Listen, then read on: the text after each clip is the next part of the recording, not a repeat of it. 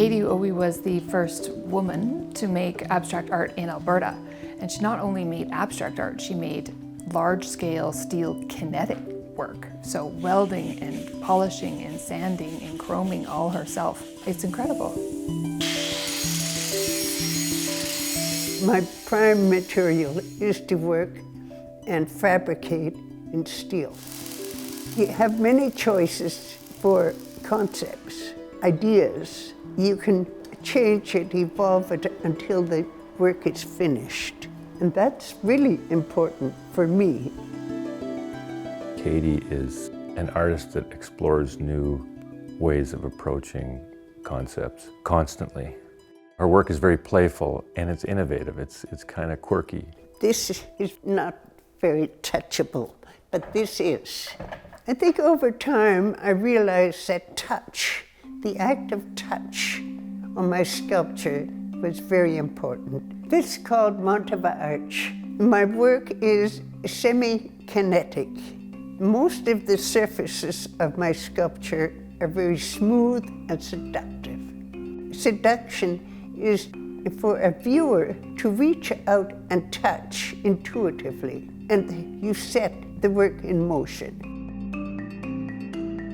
The zipper is the most prominent landmark piece that KatieOhe has in the city. It's at the University of Calgary. Students have been spinning that for good luck before exams for decades. Also, the Garden of Learning at the university and Janet's Star at SAIT, wonderful pieces. I recall my farm days as everything you had, you built. And it was highly imaginative. So I would clean little corners of a chicken coop, or I would clean little corners of the cow shed in order to have space to make things. When I told my parents I wanted to be an artist, they said, "You must be what you are." So that was total support.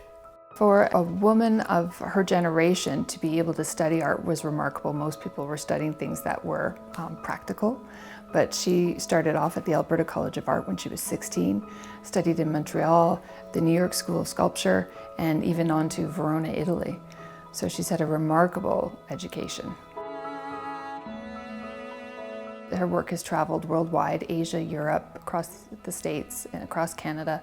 Plus she's got some major exhibitions coming up.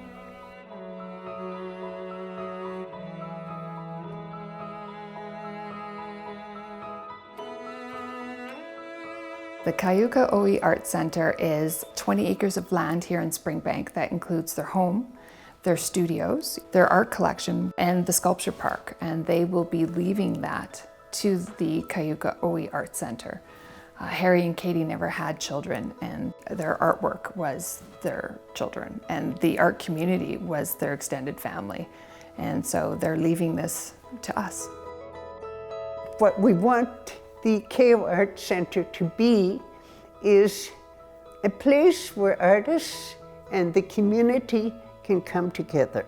It's a legacy of contemporary art.